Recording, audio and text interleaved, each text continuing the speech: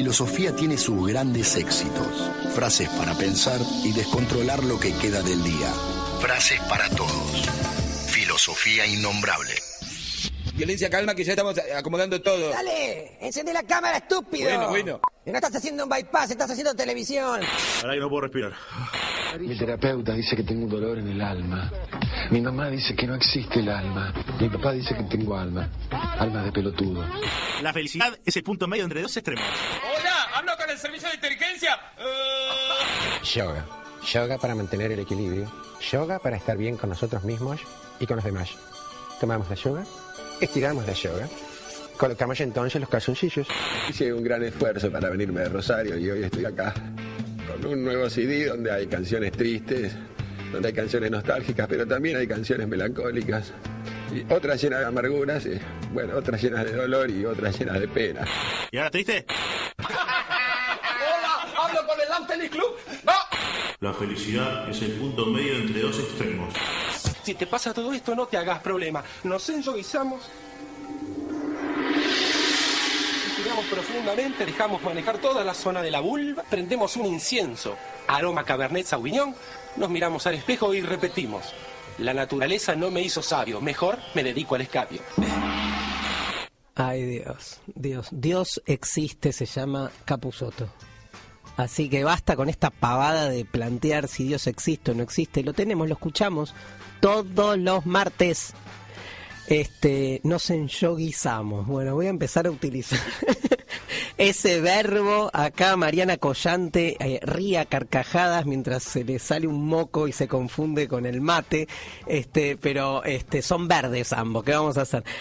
Pero sí, ¿qué es enyoguizarse? ¡Qué verbo tremendo! Bueno, gracias, Capusotto. El tema es la felicidad. Y les quiero decir algo.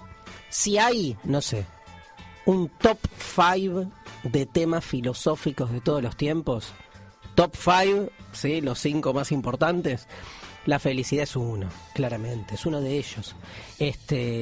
No sé si lo pondría top 1, ¿no? Tipo primero, no sé, pero entre los 5 más importantes seguro. Y el gran problema de la felicidad, primero, es que no existe. Nada, chiste, pero bueno, tampoco seamos ingenuos, ¿no? No sabemos si existe, no existe, qué significa alcanzarla, si la alcanzamos definitivamente, si es un ejercicio, una búsqueda, algo definitivo, lo que quieran. Lo que sí seguro no existe como algo cerrado que uno en un momento llega, dice soy feliz y se terminó todo, porque en realidad se termina todo si uno cree haber alcanzado la felicidad. Pero sobre la felicidad han habido muchas teorías. Y lo que es más que interesante es que la mayoría de las teorías sobre la felicidad han surgido en la época de los griegos. O sea que si tomásemos simplemente el debate entre los griegos, encontraríamos múltiples definiciones de la felicidad que ya de por sí nos servirían para en el mundo de hoy plantear estas cuestiones. Lo que seguro no había en el mundo griego era el desarrollo, digamos, del hiperconsumo, como sí existe en nuestras sociedades capitalistas mercantilizadas tardías. Pero no se crean que igual no se discutía sobre el consumo, ¿no? En proporción a su tiempo, ¿sí? Existían un montón de posicionamientos que se peleaban contra el ciudadano, por ejemplo, de la polis griega, más preocupado en el consumo que en su espíritu. O sea que ya de por sí estas peleas existían, aunque consumir en esa época era una pavada, porque no habían shoppings, ¿no? Pero habían otras formas de consumo criticadas por muchas corrientes filosóficas. Una de las teorías más importantes sobre cómo alcanzar la felicidad se la debemos a Aristóteles. De hecho, contra Aristóteles van a emerger en la época helénica teorías como la cínica, la epicuria o la estoica, que se van a pelear contra una de las más famosas teorías de la felicidad, que es la idea de la felicidad como búsqueda del punto medio, teoría que vamos a desarrollar después de esta pausa.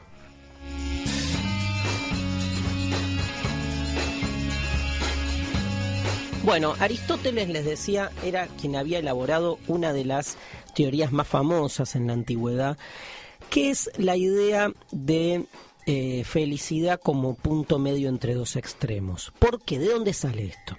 Ya de por sí, la idea de que la felicidad tenga que ver con el punto medio es situar a la felicidad en una dirección y no en otra. O sea, si yo me pregunto qué es la felicidad, en realidad las respuestas que doy suponen de cómo defina a la felicidad. O sea, no hay consenso conceptual acerca de qué quiere decir la felicidad. No es que todo el mundo la define igual. Por eso un tratamiento filosófico del tema es antes que nada una discusión acerca de cómo definir a la felicidad. Y básicamente si es algo interno o algo externo. En el mundo griego, digamos, lo que se juega ahí son estas concepciones. Algunos piensan la felicidad básicamente como realización. Aristóteles va un poco por esa línea. O sea, la felicidad vendría a ser algo así como realizar aquello que somos. ¿Por qué? Porque no venimos resueltos, no venimos realizados, venimos, como dice la metáfora, en capullo, in nuque, ¿no? Venimos como, somos como un capullo que empezamos a desplegar aquello que somos. Así como la flor es la realización de ese pimpollito inicial, del mismo modo el ser humano no nace hecho, tiene que hacerse. Ahora, según la filosofía griega, eso que debemos realizar o que tenemos que hacer supone como una especie de esencia, de corazón, de núcleo de lo que somos que viene con nosotros. Y esto es corresponde muy firmemente al pensamiento metafísico antiguo. Hay como una verdad, diríamos, entre paréntesis, hay como una naturaleza de lo humano, incluso les diría de cada uno de nosotros, que tiene que poder realizarse a lo largo de nuestra vida, de nuestro tiempo, porque si no es como la sensación de que la vida carece de sentido. Y un poco en la modernidad va a ir más por ese lado. La idea de que en realidad nuestro ser es absolutamente contingente o azaroso. Entonces la realización no es más que una búsqueda que siempre falla, por suerte al mismo tiempo, ¿no? Porque de eso se trata el sinsentido de esta existencia a la que infructuosamente buscamos darle algún color, algún contenido y disfrutar de esa búsqueda. Pero los antiguos ni locos pensaban así. No toleraban ese vértigo. Hoy no lo toleramos. Imagínense en ese momento.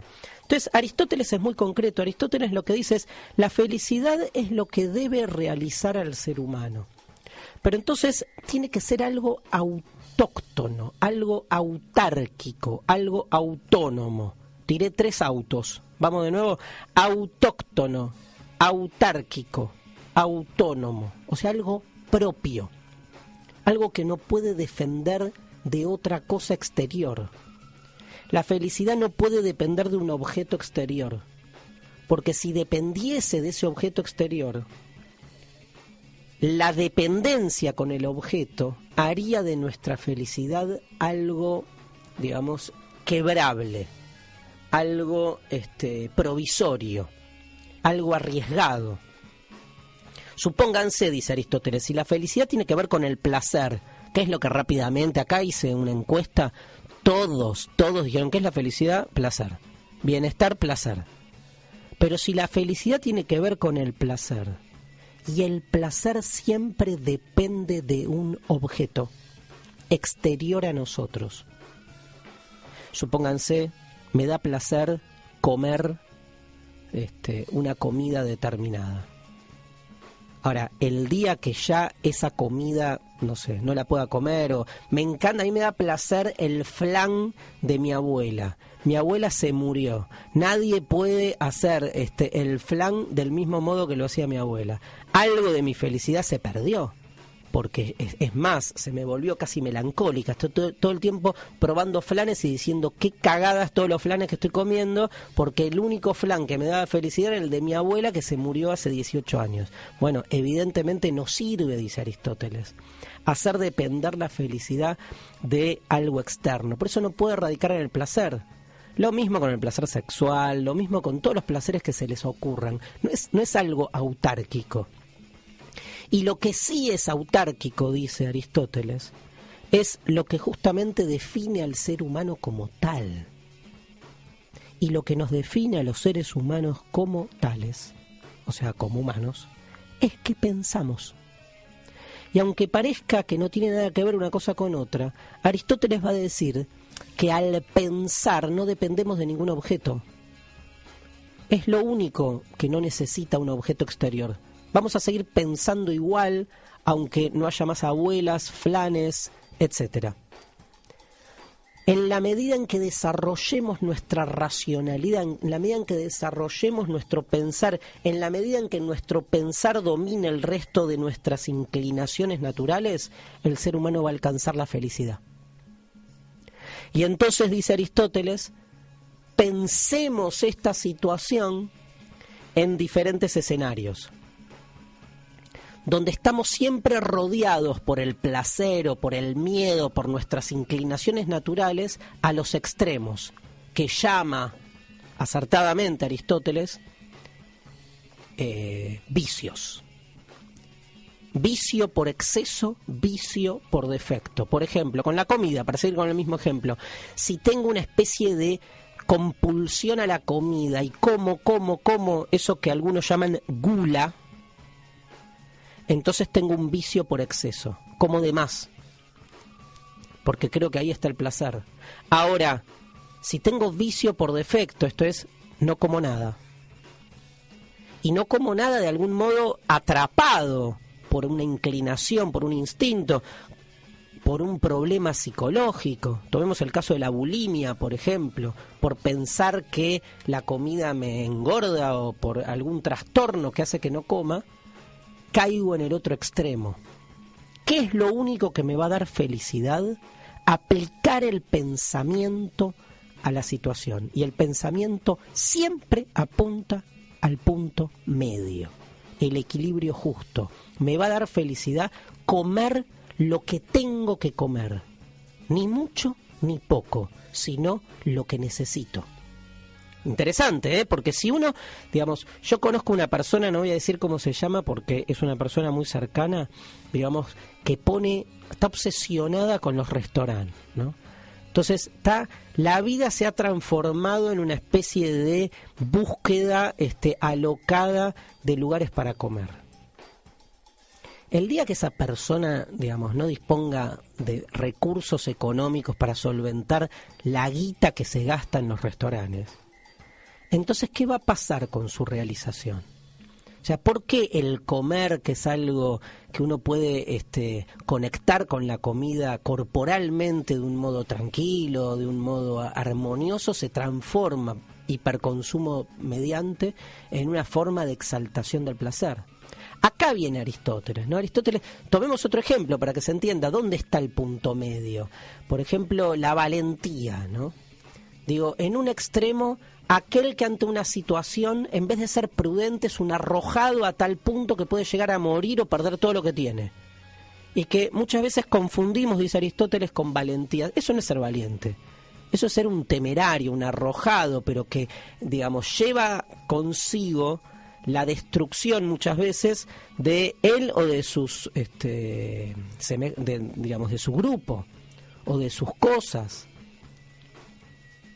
Y al revés, el vicio por defecto sería la cobardía. O sea, en un extremo tenemos el vicio por exceso, que sería la temeridad. Demasiado. No hace falta tanto, termina siendo hasta contraproducente. Y del otro lado tenemos la cobardía, no me animo a nada. Piensa en cualquier situación. Está el que va por todo y está el que no se anima a nada. ¿Qué hay que hacer, dice Aristóteles? Buscar el punto medio. Es una actitud de prudencia. Y esa actitud de prudencia es una actitud de supervivencia. piensen en el... Acá me están diciendo, habla de sexo, pará con el sexo un poco. Todo el tiempo con el sexo. Bueno, con el sexo pasaría algo parecido. Según Aristóteles, no tiene que estar de acuerdo, señora. A usted, si no le gusta esto, sea antiaristotélica. Vale, pero digamos, con el sexo sería, si uno está todo el tiempo pensando en sexo, vicio por exceso. Pará un poco, hay otras cosas en la vida. Parece que no, pero hay otras cosas en la vida, se lo juro. Yo no las descubrí tampoco, pero parece que hay. Y vicio por defecto es, bueno, virgen a los 40, ¿se acuerdan la película? O sea, aquel que le tiene miedo, prefiere que no, bueno, no quiero incurrir en otras guarangadas. Entonces, en realidad, ¿de qué se trataría la teoría de Aristóteles bien pensada? Digamos, la sexualidad es hermosa, pero no hay que ni amarrocarla ni despilfarrarla. Hay que disfrutarla en la medida en que ese disfrute nos realiza como personas. Bueno, ¿les gustó? Una interesante teoría la de Aristóteles que, según el autor, provoca o genera la felicidad. Nuestros tiempos modernos son tiempos bastante anti-aristotélicos. Han hecho de la desmesura, ¿sí? Canales o vías para la felicidad. Yo creo que la teoría de Aristóteles a veces es un poco recatada, ¿no? Se nos puede ir la vida haciendo cuentas acerca de cuáles son los puntos medios necesarios y a veces, digamos, la belleza, que es algo que acá no aparece, pasa muchas veces por lugares imprudentes. Así que nos vamos a la pausa. 4382-9327. El fin justifica los medios.